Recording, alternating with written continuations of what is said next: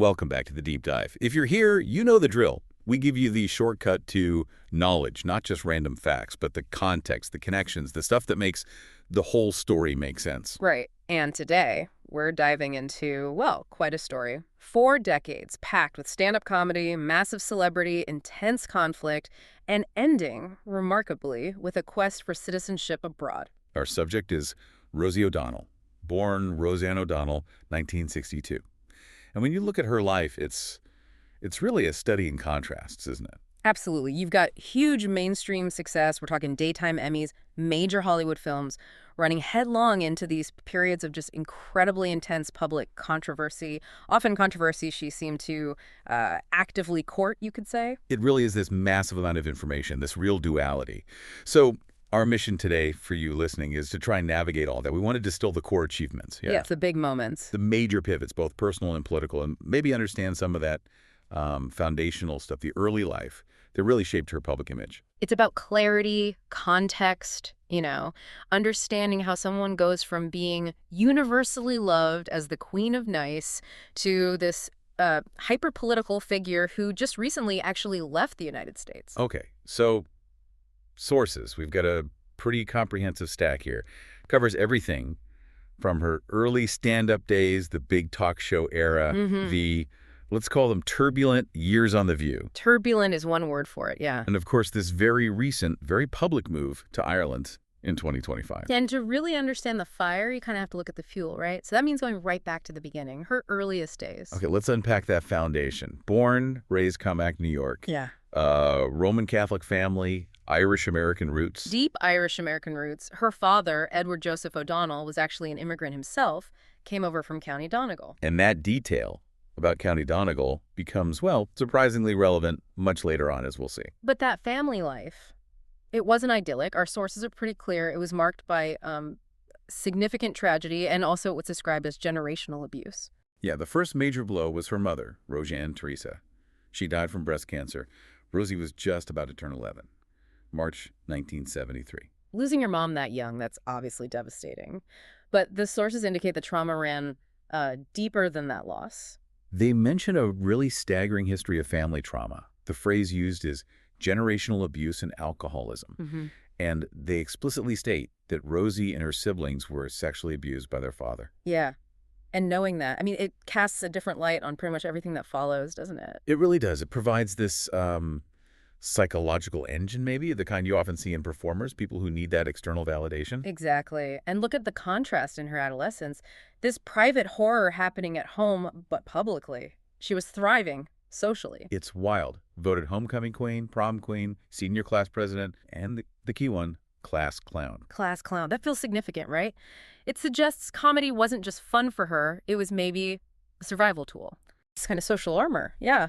Being the funny one, doing imitations like Gilda Radner's Rosanna Dana character, apparently it's a way to control the room, deflect pain, get people to like you. Makes perfect sense. Comedy is a defense mechanism. And she didn't hang around, dropped out of college pretty quick, and hit the stand-up circuit from 1979 to 84. Started when she was just 17. 17? Wow.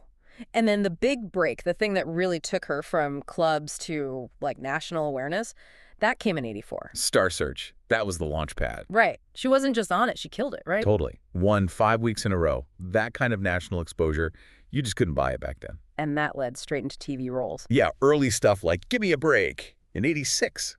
Hosting VH1's Stand-Up Spotlight a couple years later, building momentum. And then the leap to movies. And not just small parts. A League of Their Own, 1992. That was massive. Huge. And look who she's alongside. Tom Hanks, Gina Davis, Madonna. Right. And she and Madonna apparently hit it off immediately. Became lifelong friends. Yeah, that friendship endured. And her film career through the 90s, it's actually pretty diverse when you look back. People kind of forget that because the talk show became so huge. True. Like, she was the sarcastic best friend in Sleepless in Seattle. Perfect casting.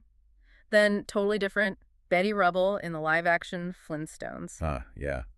And more serious stuff, too, like Beautiful Girls. Yeah. And voice work. Remember Turk in Disney's Tarzan? Oh, yeah, the gorilla. She had range. But what's maybe even more telling than the roles she took are the ones she turned down. Especially right before the talk show launched. It feels like she was carefully crafting an image. Definitely. Two big what-ifs stand out in the sources. First, she was apparently seriously considered for Elaine Benny's on Seinfeld. Wow. Imagine that alternate timeline. Elaine played by Rosie O'Donnell. Totally different show. But the rejection that really speaks volumes, I think, is Hocus Pocus. Ah, yes. Disney wanted her for Mary Sanderson, the sort of goofy witch sister. Kathy Najimy eventually got the part. And the reason she turned it down, according to our sources, she said she explicitly refused to play a character who was a frightening, evil witch, especially one mean to kids. So connect that back to the comedy's armor idea. Exactly. It fits perfectly. Her whole public persona, her coping mechanism maybe, was built on being likable, funny, relatable, not scary, not evil. She was building the character that was about to take over daytime TV. The Queen of Nice, #tag3, The Queen of Nice and the Dawn of Activism, 1996-2002. Right. So 1996, the Rosie O'Donnell Show launches. Her own production company, Kid Row Productions. And it wasn't just a success, it was huge. A phenomenon. Yeah. Multiple daytime Emmys. It really changed the feel of daytime TV for a while. And that nickname stuck. Queen of Nice. It felt like an antidote, didn't it, to maybe some of the more cynical talk shows or the trashier daytime stuff that was around then? Totally. It was all upbeat energy, lighthearted interviews. Remember the koosh balls she'd toss to the audience? Yeah, the koosh balls and the constant professed crush on Tom Cruise. Right. It made her seem accessible, friendly, celebrity culture, but kind of defanged, you know, less edgy. And she really used that New York City location to her advantage, became this massive champion for Broadway. Oh, absolutely. Constantly had casts on, promoting shows, giving away tickets. She gave Broadway a huge boost, a real force for the arts community there, using her platform for generosity. That generosity was central to the brand. But then things started to shift. That brand started to kind of bummed up against her own developing political conscience. The big pivot point seems to be 1999, after the Columbine high school shootings. That event really seemed to galvanize her. And the Queen of Nice persona, well, it couldn't really contain the anger she felt about that, could it? Not at all. She became incredibly outspoken, a leading voice advocating for gun control. Got heavily involved with things like the Million Mom March. And her statements weren't wishy-washy. For a daytime host, they were really aggressive. Shockingly direct for that time slot. She said, flat out on her show, "You are not allowed to own a gun, and if you do own a gun, I think you should go to prison." Wow. But here's the massive contradiction, the thing people jumped on immediately. The Kmart connection. Exactly. While she's saying this on TV, she's also the multi-million-dollar celebrity spokesperson for Kmart. Which, at that specific time, was the single largest volume retailer of firearms in the entire U.S. Oh, I couldn't script that irony better. The tension was just right there out in the open. And it culminated in that incredibly awkward, now infamous interview in 1999 with Tom Selleck. Oh, yeah. He was on to promote a movie, The Love Letter, I think. Yeah, but Selleck was also, known for being an NRA member and doing some unpaid ads for them. And Rosie didn't just ask him about it. She went after him. Hard. It was an interrogation, really, pushing him on the NRA's stance on so-called assault weapons, trying to get him to apologize for being involved with them. Live on daytime TV, Selleck looked completely blindsided. So uncomfortable to watch.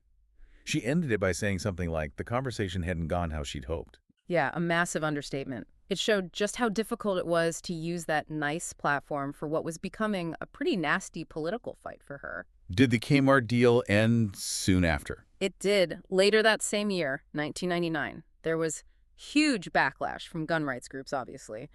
The pressure mounted, and the contract ended. But the fight had become personal, too.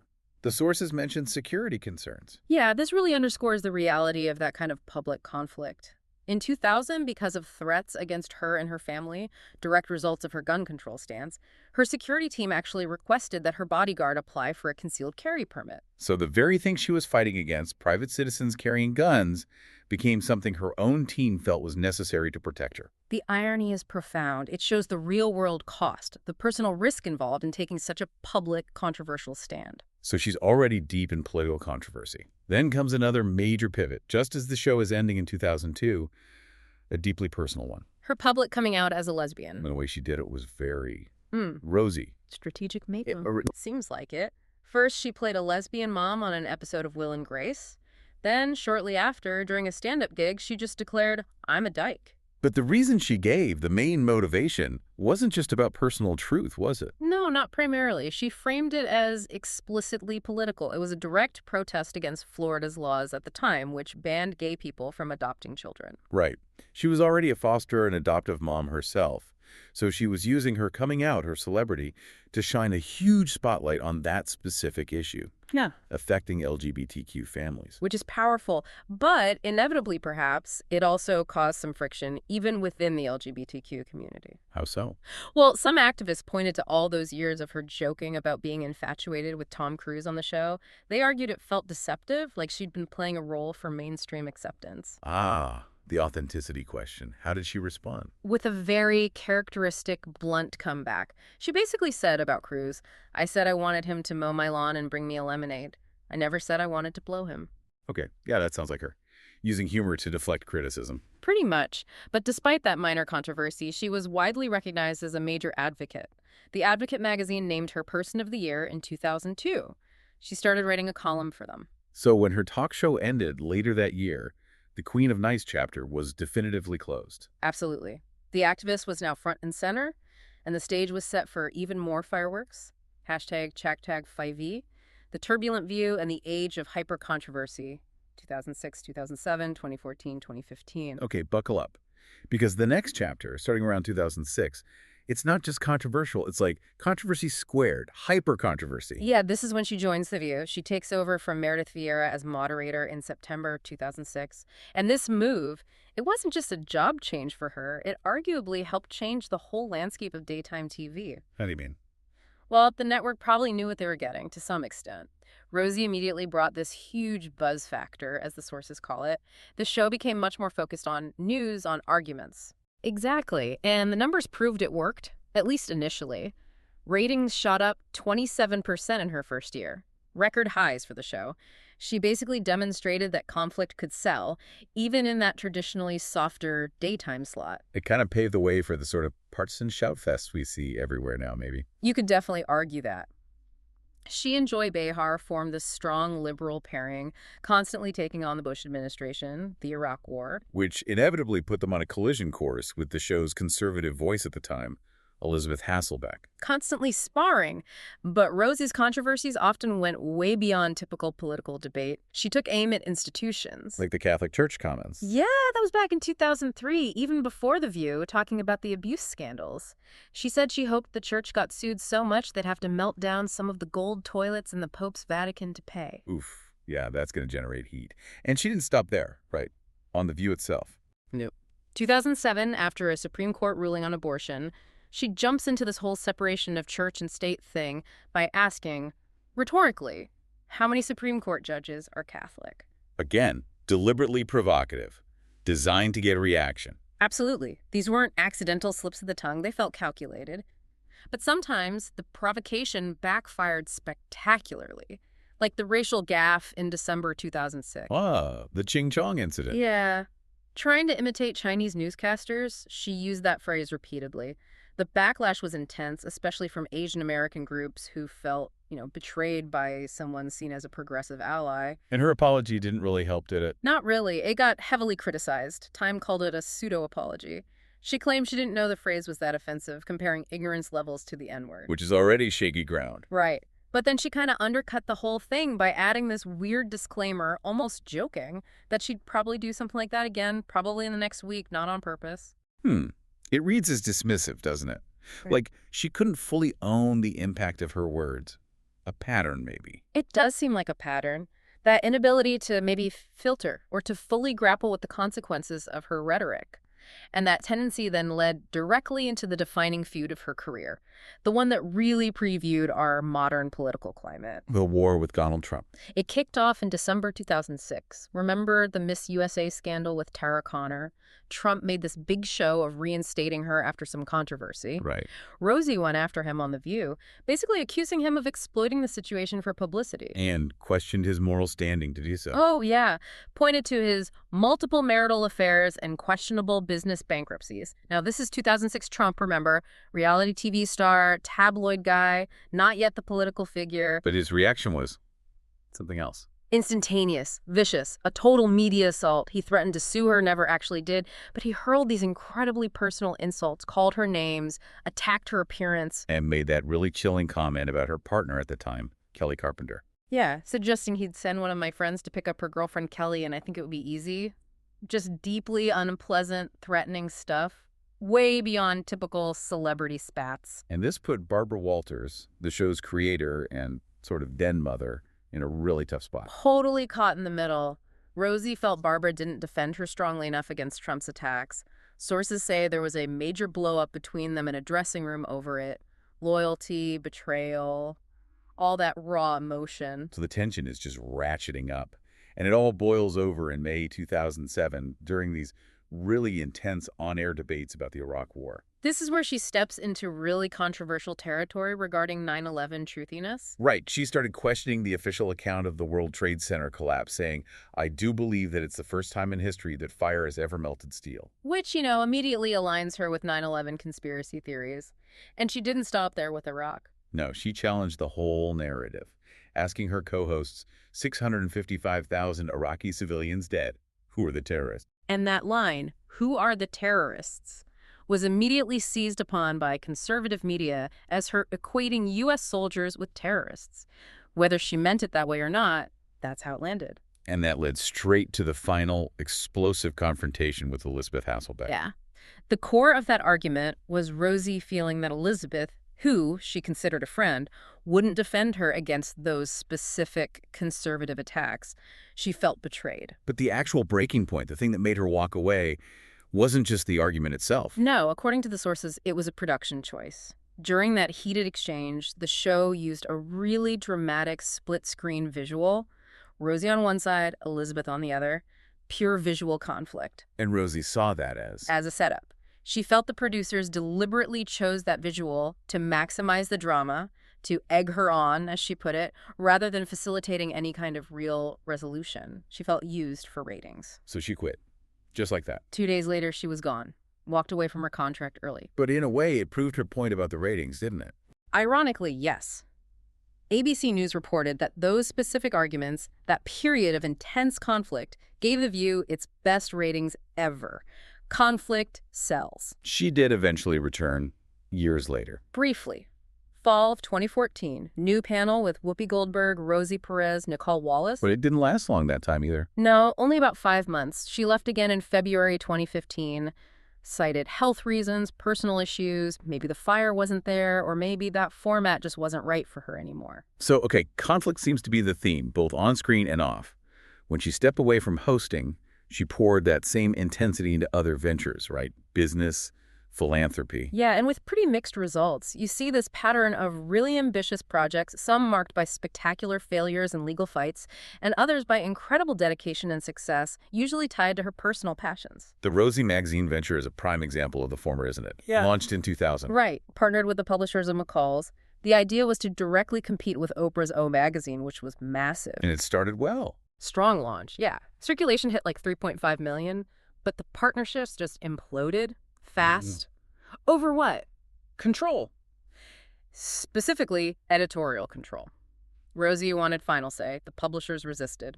Classic power struggle.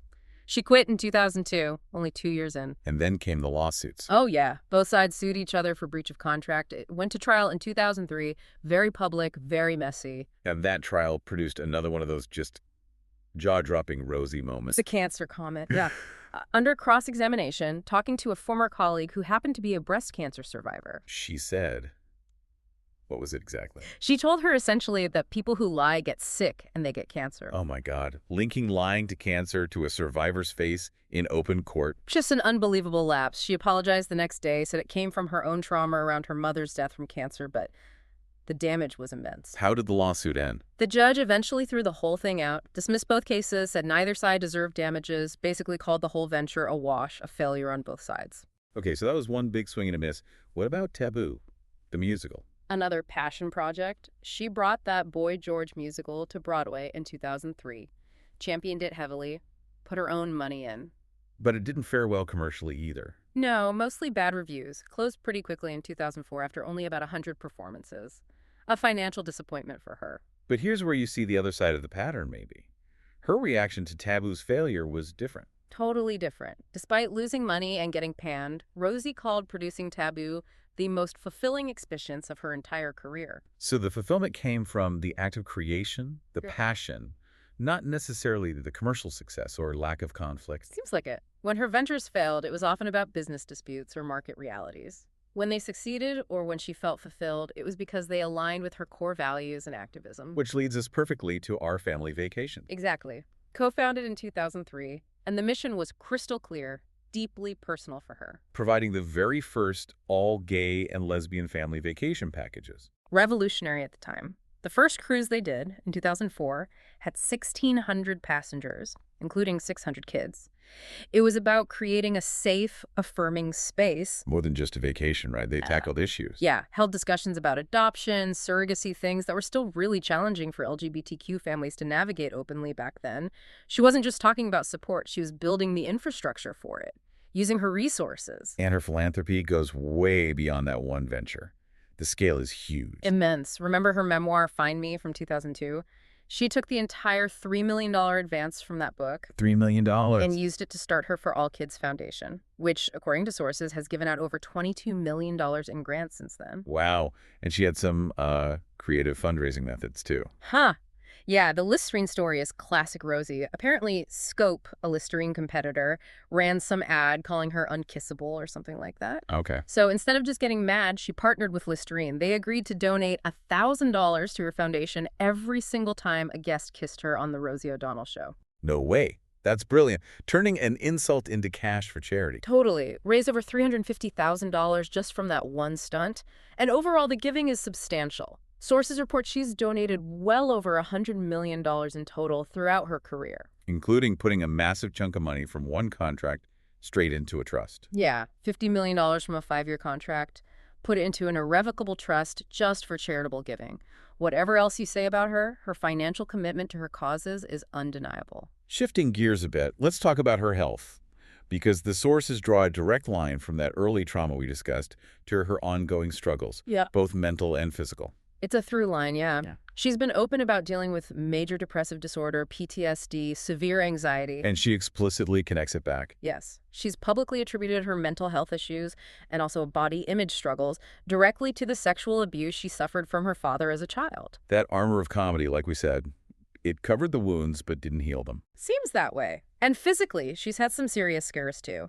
There was a bad staph infection back in 2000, almost lost her hand apparently. But the big one was the heart attack in 2012. Yeah, August 2012, found out she had a major artery, the widowmaker, 99% blocked, needed a stent immediately. That sounds like a massive wake-up call. Absolutely. It prompted a complete lifestyle overhaul. She became a big advocate for preventative heart health, adopted a strict whole foods, plant-based diet following Dr. Esselstyn's work. As she stuck with that. Seems so, though she also manages type 2 diabetes. But that heart attack was a clear turning point in focusing on her physical health. And we also see her mental health intersecting with the political climate later on. The sources mention struggles with alcohol. Yeah, she'd given up drinking back in 2008, partly for weight loss. But she revealed that after the 2016 election, with Trump winning... The old adversary. Right. She said she became very depressed and started over-drinking again as a way to cope with that political reality. A stark reminder of how intertwined her personal well-being in the political world had become. ###Sussex, personal life, children, and political expatriation. That intertwining of the personal and political is really evident in her family life too, isn't it? Her relationships, her kids, it's all bound up with her activism. Absolutely. She adopted her first son, Parker, way back in 1995, even before the talk show really took off. He later went to Valley Forge Military Academy, interestingly enough. And her first marriage to Kelly Carpenter in 2004, that wasn't just a private ceremony. No, it was a deliberate political statement. They got married in San Francisco during that brief period when Mayor Gavin Newsom was issuing licenses to same-sex couples. Specifically as a challenge to George W. Bush. Explicitly. Defiance against his push for a constitutional amendment banning gay marriage, using her wedding as activism. But that marriage didn't legally stand for long, did it? No, the California Supreme Court nullified those marriages later that same year. Rosie and Kelly separated in 2007. Her second marriage was to Michelle Rounds. Yes, married in 2012, they adopted a daughter, Dakota, together, but they divorced in 2015, and then, very sadly, Michelle Rounds died by suicide in 2017. Just layers of difficulty and tragedy there. Which brings us to maybe the most difficult recent development, involving her daughter, Chelsea. Yeah, this is tough stuff, and it really seems to highlight the ongoing impact of that generational trauma we talked about earlier. People might remember Chelsea went missing for a time. Back in 2015, that made headlines. But the situation described in late 2024 sources is much more serious. Extremely serious. Arrests in Marinette County, Wisconsin. The charges listed are harrowing: child neglect, domestic abuse, maintaining a drug trafficking facility, meth possession, illegally getting prescriptions, THC possession. And the reported details about the conditions where her own child, Rosie's grandchild, was found. Just awful. The sources mention crack pipes, feces, and garbage in the house where the 11-month-old was living. It's a devastating picture. Suggests that cycle of trauma, addiction, instability.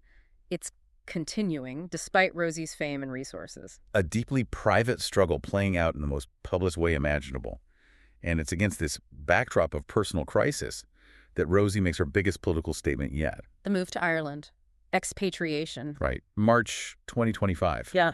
Just a couple of months after Donald Trump's second inauguration, she announces she'd actually moved to Ireland 2 months prior with her younger child, Clay. And her reasoning was explicitly political. She cited heartbreak, despair over the U.S. political direction, said they felt they needed to take care of ourselves and make some hard decisions. A complete physical disengagement for the American political scene she'd been so central to for decades. And she's making it official, right? Applying for citizenship. Yes, through descent.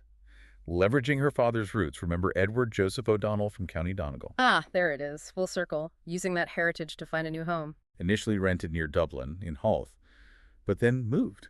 Yeah, sources say she moved to Sandymount, another Dublin coastal suburb. The reason given was very practical, very personal. Finding a special school for her daughter, Dakota, who is autistic. So seeking refuge, seeking support for her family. But even across the Atlantic, the conflict found her. Of course it did. In July 2025, who weighs in but former President Trump? Naturally. Publicly threatening to try and revoke her U.S. birthright citizenship because she left and criticized him. It's almost surreal.